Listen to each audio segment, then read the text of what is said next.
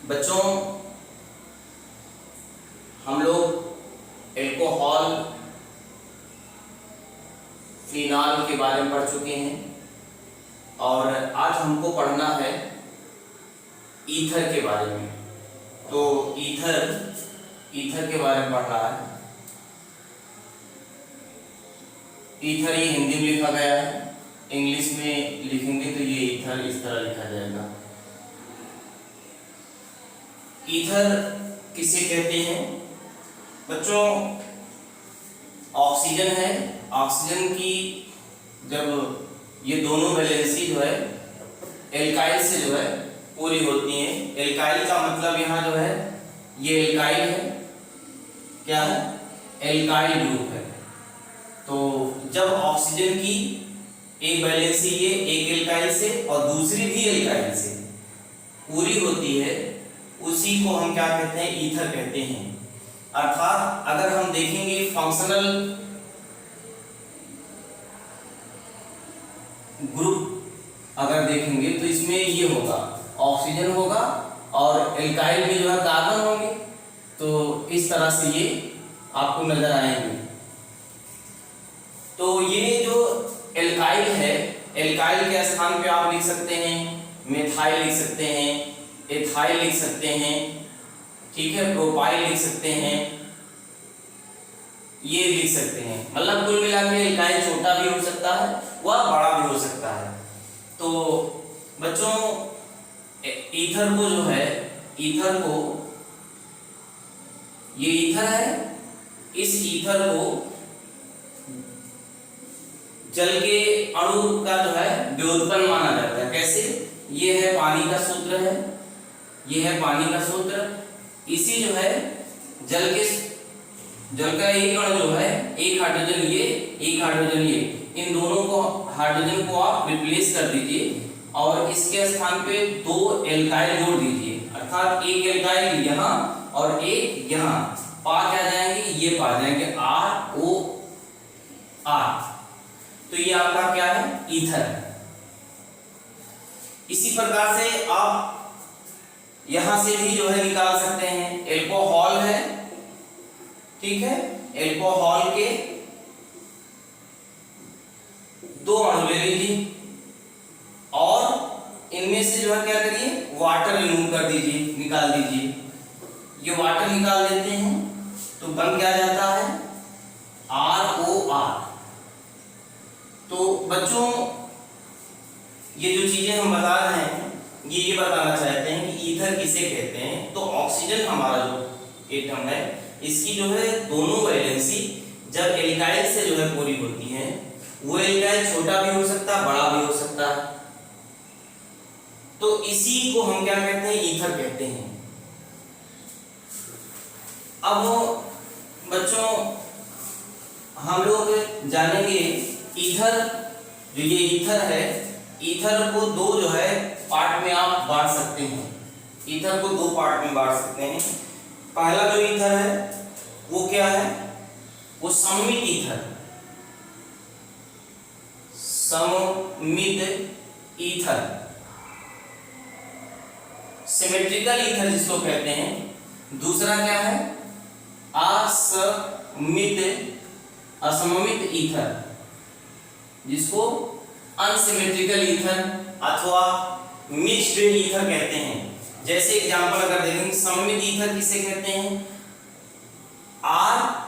ROR, मतलब alkyl जो यहाँ है वहां एल्काइल, यहाँ भी एल्काइल है। यदि दोनों एल्काइल बराबर हैं, सेम हैं, तो उनको सममित ईथर कहेंगे। जैसे R के स्थान पे CH3 यहाँ लिख लेते हैं OCH3। तो यहाँ हम देख क्या रहे हैं कि यहाँ मिथाइल और यहाँ मिथाइल दोनों क्या है? समान है। तो जब ऑक्सीजन से एल्काइल समान जो है जुड़े होते हैं तो उसी को हम सममित ईथर कहते हैं। यहाँ हम देख लेते हैं, ये R है, O है और ये R है, यहाँ R डैश हो जाता है। तो जो एल्काइल यहाँ है, जो एल्काइल यहाँ होगा वो एल्काइल यहाँ नहीं होगा। वह बड़ा हो सकता है या इससे छोटा हो सकता है। मतलब एल्काइल में जो है अंतर आ जाएगा। तो इसमें भिन्न प्रकार के एल्काइल जुड़े होंगे, दो भिन्न प्रकार के एल्काइल जुड़े होंगे, तो उसे असममित ईथर अथवा इसी को मिक्स्ड ईथर भी कहते हैं। एग्जांपल देख लेते हैं, जैसे CH3 है, O है और ये C2H5 है, ठीक है। इस प्रकार से ये क्या है, सममित ईथर व असममित ईथर कहलाएंगे। अब बच्चों हम लोग देखेंगे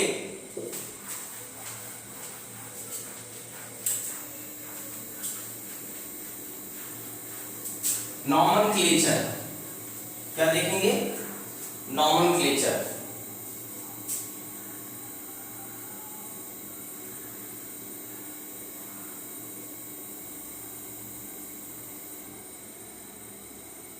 नॉमेनक्लेचर, तो नॉमेनक्लेचर में बच्चों ईथर का दो प्रकार से नॉमेनक्लेचर किया गया है। एक होता है कॉमन सिस्टम और दूसरा होता है IUPAC सिस्टम। कॉमन सिस्टम में क्या होता है, ये R है, O है, R, इसको क्या लिखेंगे, एल्काइल लिखेंगे। क्या लिखेंगे, एल्काइल। इसको भी क्या लिखेंगे, एल्काइल लिखेंगे। और लास्ट में ईथर लिखेंगे। ये ऑक्सीजन है तो लास्ट में हम क्या करेंगे, ईथर लिख देंगे। जैसे एग्जांपल अगर हम इसमें ले लेते हैं, CH3 है, O है, CH3 है, तो यहाँ समान है, तो समान के लिए यह दोनों के साथ लिखने के लिए दो बार आए हैं, तो यहाँ लिखा गया है डाई, ठीक है। और CH3 को मिथाइल कहते हैं, डाई मिथाइल ईथर।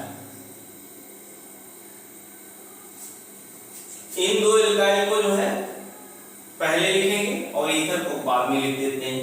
यह हमारा जो है कॉमन सिस्टम में जो है IUPAC होता है। और इसमें अगर हम देखते हैं, suppose that CH3 CH2 O CH2 CH3 ये लिखा गया है, तो देख रहे हैं ये क्या है, ये देखिए इसका नाम जो है एथाइल, ये भी एथाइल है, तो ये दो बार है तो लिखिए डाई, दो के लिए क्या लिखते हैं, डाई एथाइल ईथर। ऑक्सीजन को यहाँ हम क्या लिखेंगे, ईथर लिख देंगे। अगर बच्चों लिखा है CH3O C2H5 लिखा गया है, तो इसका एक कॉमन सिस्टम कैसे है, अल्फाबेटिकली में सबसे पहले जो है एथाइल आएगा, तो ये हो जाएगा एथाइल। क्या हो जाएगा, एथाइल। और ये क्या लिखा जाएगा, मिथाइल, एथाइल, मिथाइल, और वो क्या जाएगा, ईथर हो जाएगा, ठीक है। तो ये तो था कॉमन सिस्टम में हम लोग कैसे कॉमन सिस्टम में इसको जो है नेमिंग करते हैं। और भी इसके जो है आप लिख सकते हैं, जैसे जो है अगर लिख दिया इस तरह से,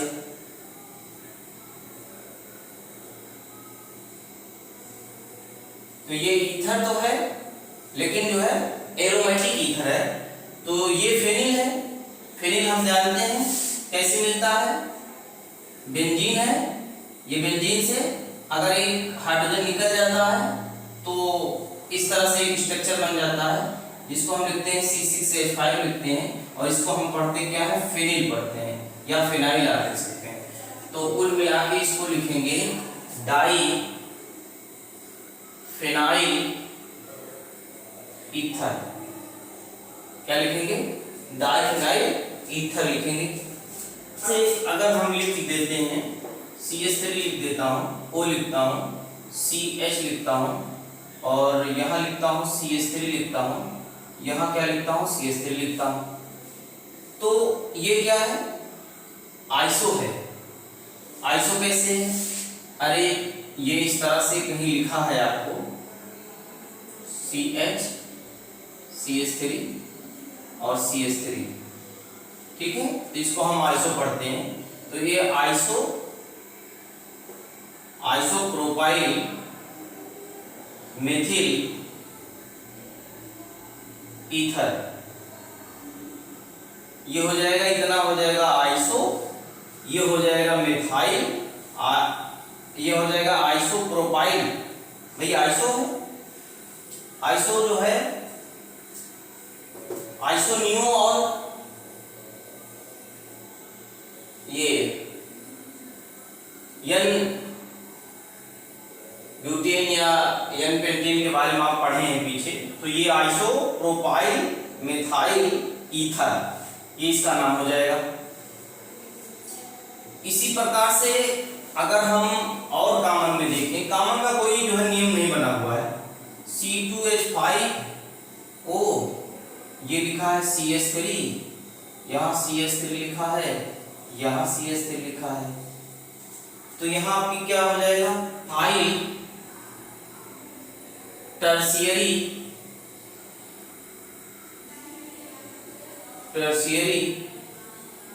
ब्यूटाइल ईथर।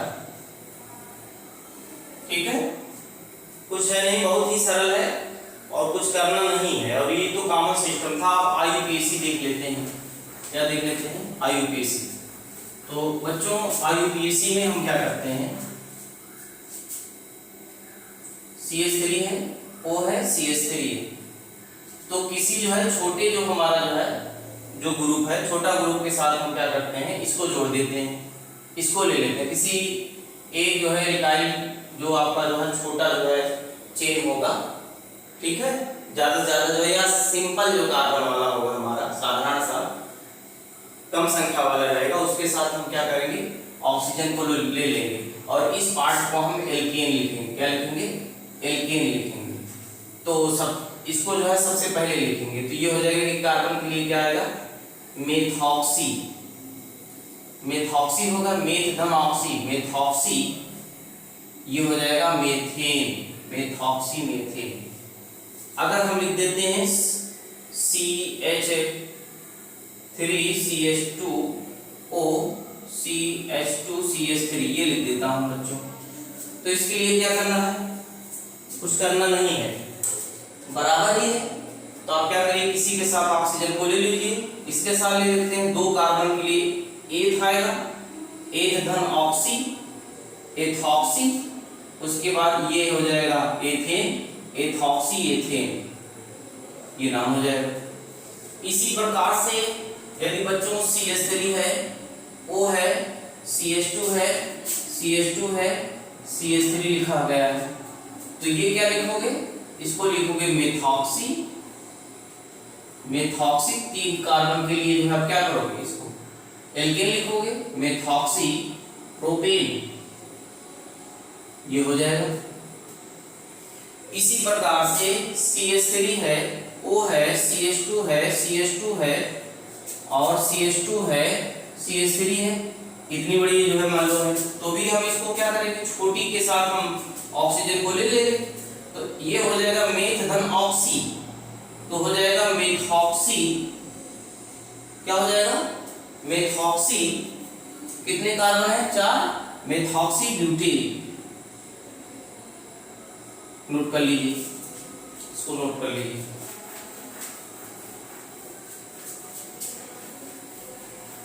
मान लीजिए ये है CH3 लिखा है, O लिखा है, यहाँ CH लिखा है, यहाँ CH3 लिखा है, यहाँ CH3 लिखा गया है।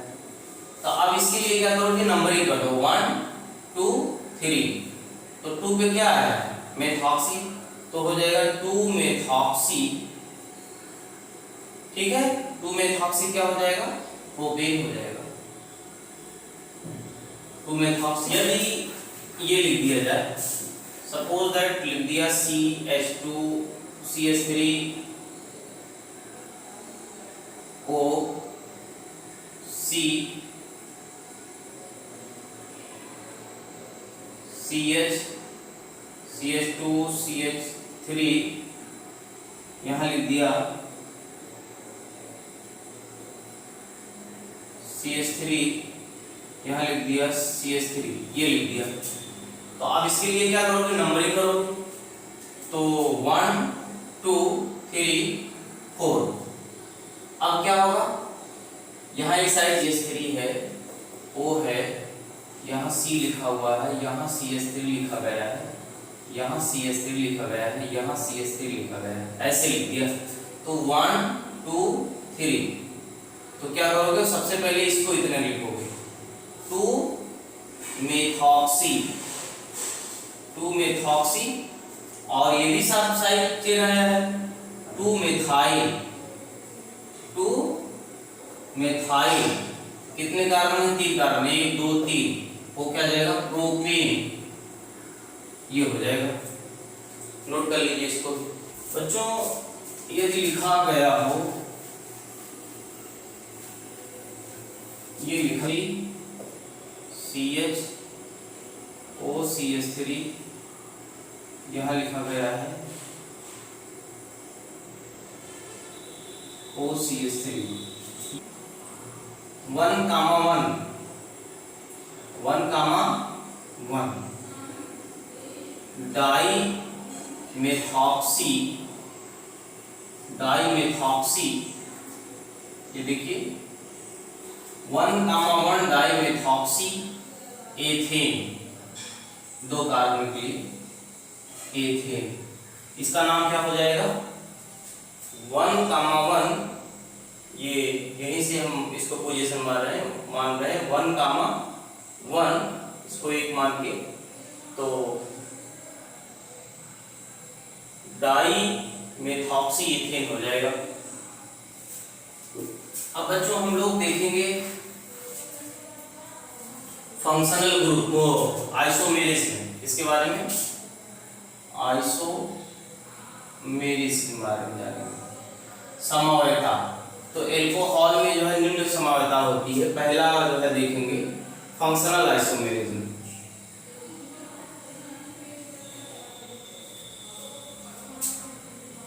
फंक्शनल आइसोमेरिज्म देखेंगे, इनमें जो है अणुसूत्र समान होंगे, लेकिन फंक्शनल जो है फंक्शनल जो ग्रुप होंगे उनमें डिफरेंट होंगे वो।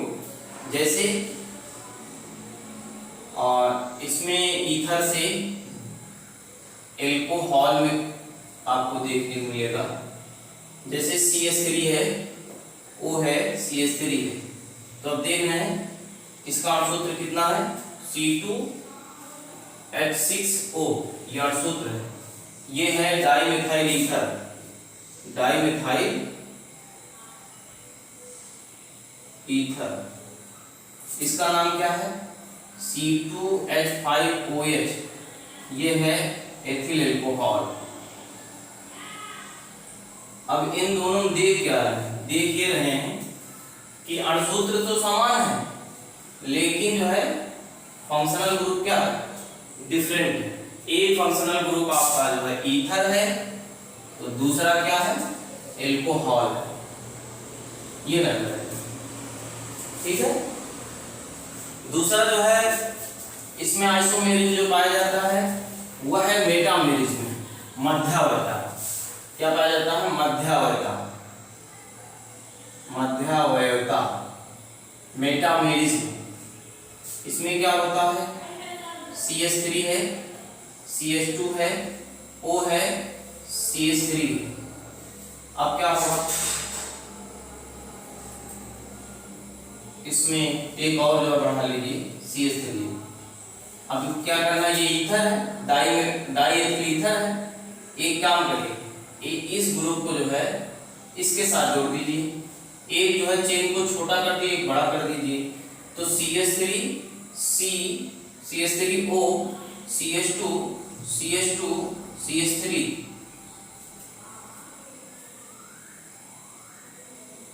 तो आप देख रहे हैं इसमें क्या अंतर है। अब इसके पहले ऑक्सीजन यहां था और अब की बार जो है बराबर था इन दोनों चीज से। अब की बार क्या हो गया, ये जो है प्रोपेन हो गया और ये जो है ये कार्बन हो गया मेथॉक्सी। ये थॉक्सी जो है एथेन था, अब की बार मेथॉक्सी प्रोपेन हो गया, ठीक है। इस प्रकार से आपको जो है समानता मध्यावयता। इसी में एक और पाई जाएगी चेन आइसोमेरिज्म। जैसे चेन आइसोमेरिज्म, श्रृंखला जो है समावयता CH3 है, O CH2 CH2 CH2 CH3। अब देखिए क्या है, इसकी चेन में जो है डिफरेंट ला देना है। CH3 है, O है, अब क्या करना है, यहाँ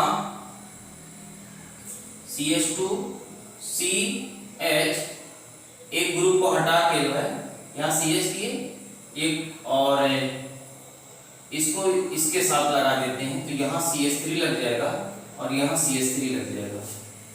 तो देख रहे हैं 4 कार्बन हुआ है और हाइड्रोजन 2 2 4 2 6 6 3 9 3 3 6 6 2 8 9 बराबर है।